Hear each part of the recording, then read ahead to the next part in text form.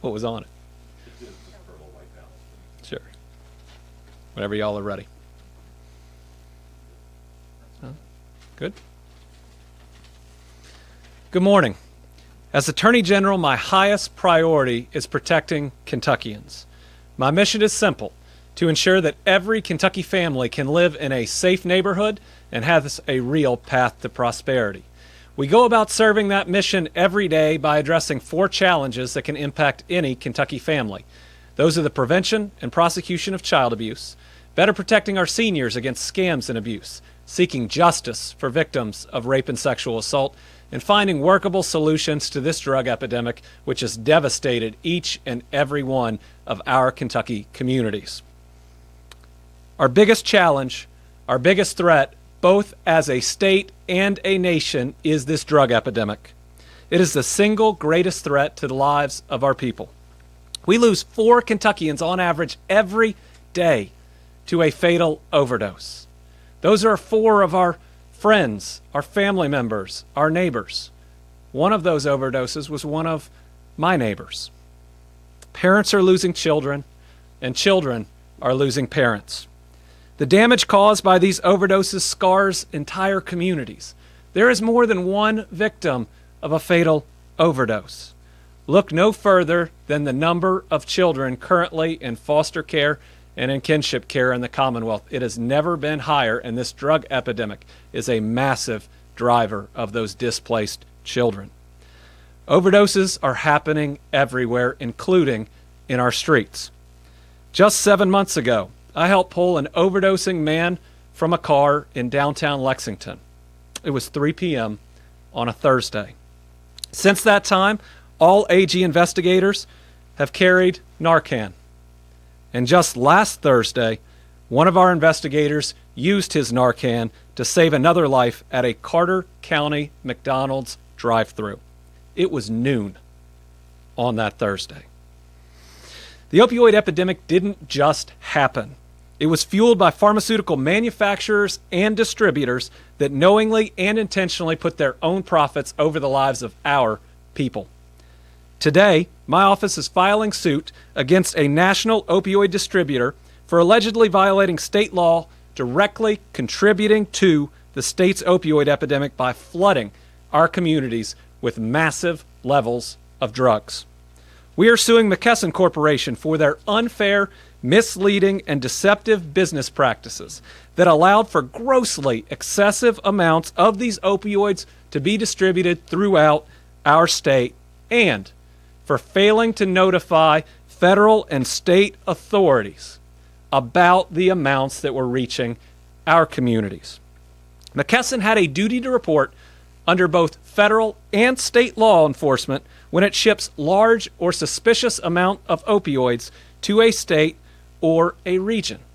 They knew that their shipments to Kentucky were excessive, even grossly excessive, but they simply sent them anyways and did not notify the authorities. They did this time and time again. McKesson intentionally distributed enormous amounts of prescription opioids throughout Kentucky with total disregards to the lives and safety of our people.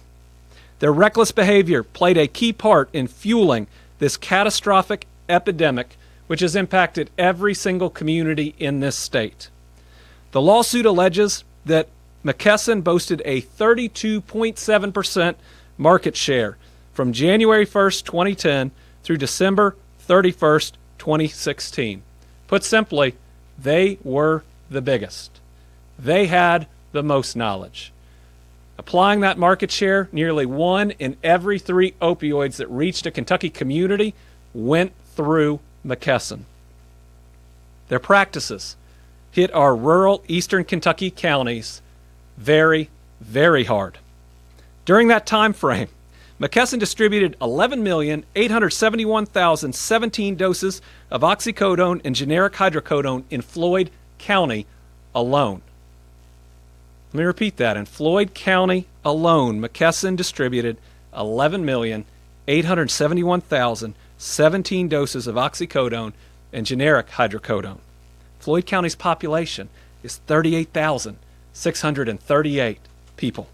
That means McKesson distributed 477 opioids to every single man, woman, and child just in Floyd County. It's no wonder that that county is dealing with massive levels of addiction, not to mention starting to detect opioids in their water system. In Perry County, McKesson distributed 422 doses for every man, woman, and child. Clay County, 395. Owsley County, 386. Bell County, 351. These numbers are glaringly obvious. No responsible company would have seen these numbers and think all is well. Our lawsuit alleges they knew exactly what they were doing. They knew they were flooding these communities with dangerous and addictive drugs, and we've paid the price. From 2012 to 2015, we lost over 4,400 Kentuckians, our friends, our family members, and our neighbors, to overdose deaths. The drug epidemic fueled by McKesson is further creating a second epidemic that is on our doorstep that will create massive costs that might make this budget session look easy.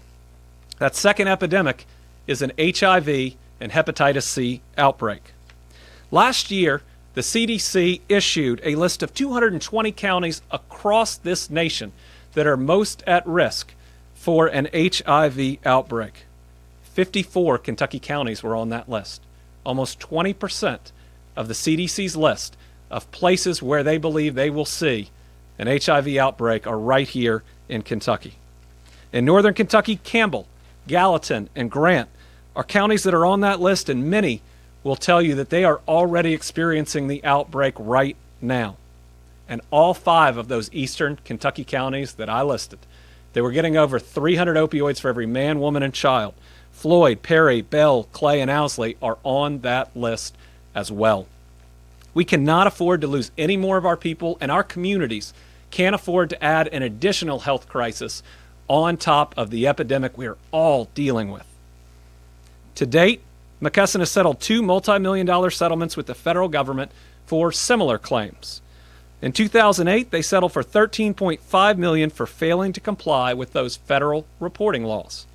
Despite this settlement, they continued to flood the nation with opioids without ever alerting the DEA to the high volume of orders for these pills, because they knew they were wrong, but they didn't want to get caught. McKesson settled a $150 million settlement with the federal government in January 2017, a year ago, for their ongoing irresponsible and egregious behavior. Today, we join Ohio, West Virginia, and a number of other communities in filing suit against McKesson. And the reason is pretty simple. With all the damages that they have caused to our communities, it is my responsibility as Attorney General to drag them into a Kentucky court and make them answer to our families. Make them look our families that have lost a loved one in the eye and explain to them why profits were more important than that lost loved one. I will seek compensation on behalf of the Commonwealth in every single instance where there is evidence that these multinational companies knew not only how addictive their drugs were, but oftentimes marketed them to people who should have never been taking them. And I will allow no one, and I mean no one, to get in the way of holding these companies accountable. I'm happy to take any questions. Right. Is that compensation that would go directly to individual victims, or would that go to state law? Well, it'd go in a number of different places, but primarily it would go to the state or federal and state Medicaid when you look at our claims to address the damage that's been caused. My belief, and you'll hear more about this later this week, is that every single dollar of this blood money, because it is blood money, that helped fuel this epidemic needs to be spent on addressing the epidemic. Adam. So your main, point in this lawsuit is that they were supposed to alert the federal government anytime they Any certain number, just suspicious number? it's suspicious activity in a state or in a region, and I think we can all agree that in counties as small as Clay, over 300 pills, 300 opioids for every man, woman, and child is more than a little suspicious. And you have to understand that McKesson, having a third of this marketplace, was in a unique position to know how bad it was. You know, manufacturers will claim, although they know their total volume, they don't know exactly where it's going. And Dr. A will claim that while he knows what he was prescribing, he doesn't know what Dr. B was prescribing. Same with the pharmacies, but McKesson, having a third of every pill on average in Kentucky that's dispensed, knows exactly where they're going and how many there are. They were in a unique position to make that report, and they violated the law by failing to. Yes, sir.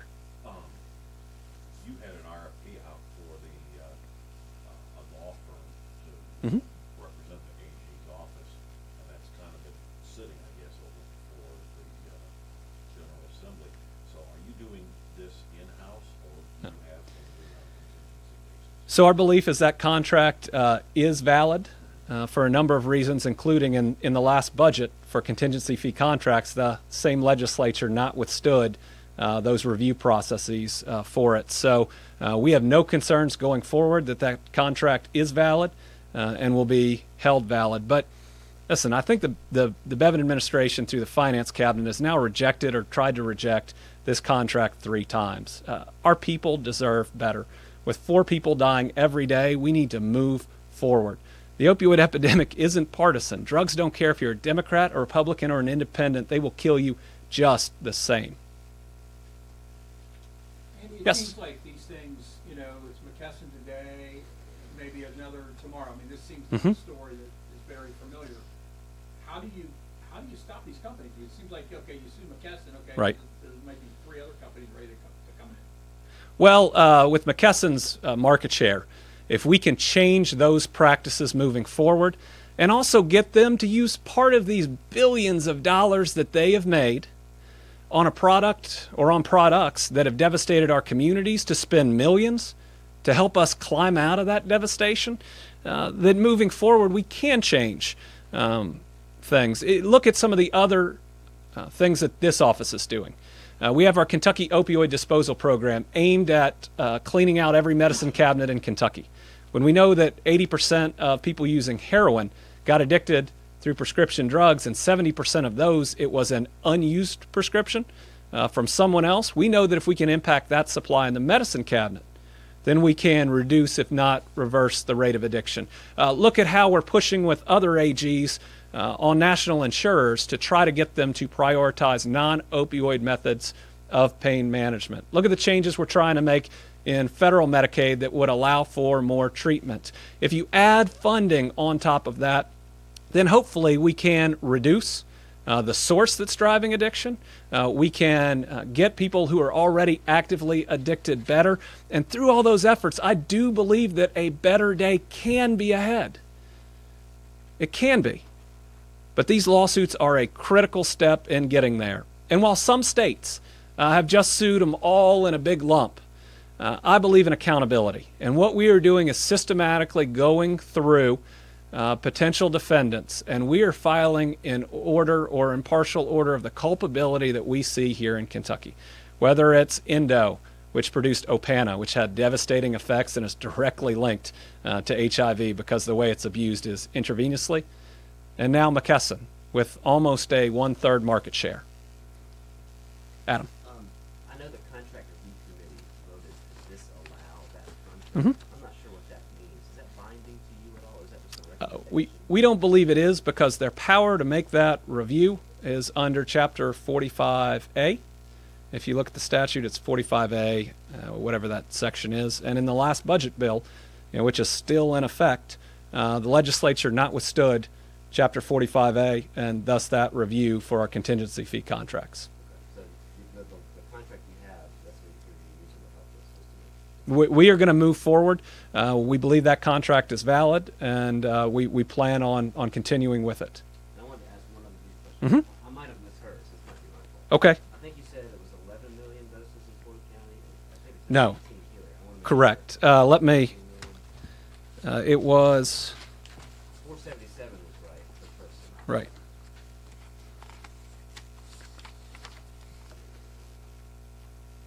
I have on my numbers. Can we? Is that is in our complaint as well, isn't it?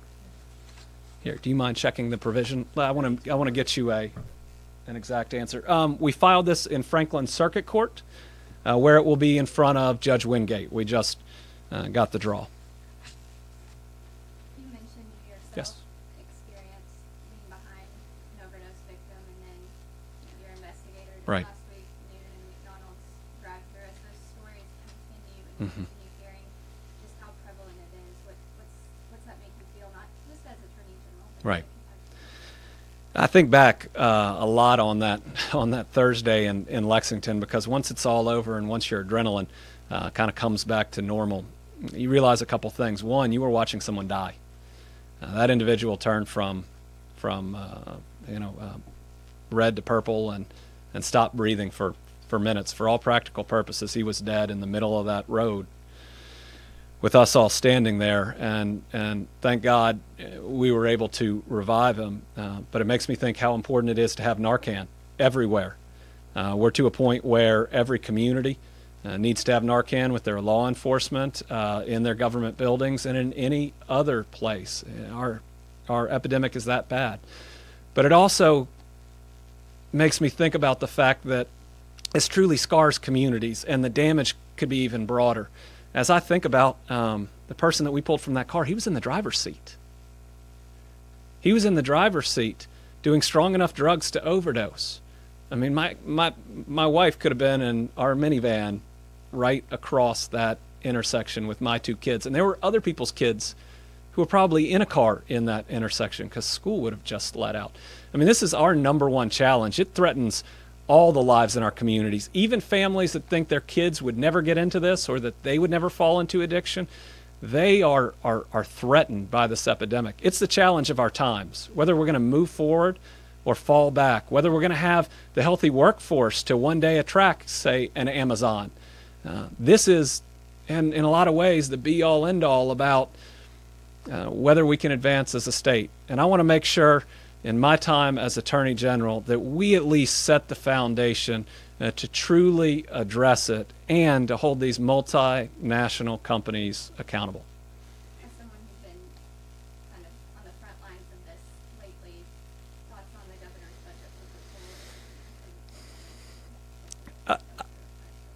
I mean, we need hundreds of millions of dollars from our state and from our federal government to be spent on the opioid crisis. And it is every bit of as large of a crisis as anything else we're dealing with in the state. You know, from year to year in front of the legislature, the different crises may change, but the opioid epidemic has been here and will stay with us. I'd like to see how that $34 million is going to be spent. I know that the legislature, through various bills, are engaged. My hope is that budget, which is also a bill, that they can potentially increase the amounts. You know, but the other thing that they can do is support the efforts of this office. In things like the opioid epidemic, there aren't supposed to be politics. We're all supposed to be playing on the same team. They may be able to impact some policy over here, and I can hold these multinational drug companies accountable. In the end, we all ought to be working together because that next overdose victim doesn't care that we're members of different parties. And frankly, neither do I. Did you say earlier that one of your neighbors had this overdose? Yeah, we lost an 18-year-old about 8 houses down in my neighborhood. It's about 4 years ago. It was a great family. His friends that night took his wallet, took his car keys, stole his car, and left him on our driveway to die, and he did. And then his sister, who at the time was 16, who had ridden her bike for the 5 years I think I'd lived there at the time, back and forth in front of our house. You know, she and her parents, she really had to figure out what the world means. You know, when you lose your older brother or your son, and watching them go through it is, you know, shows you that this hits any family. The next family could be mine, but for the grace of God. Any other questions? All right, thank you all very much.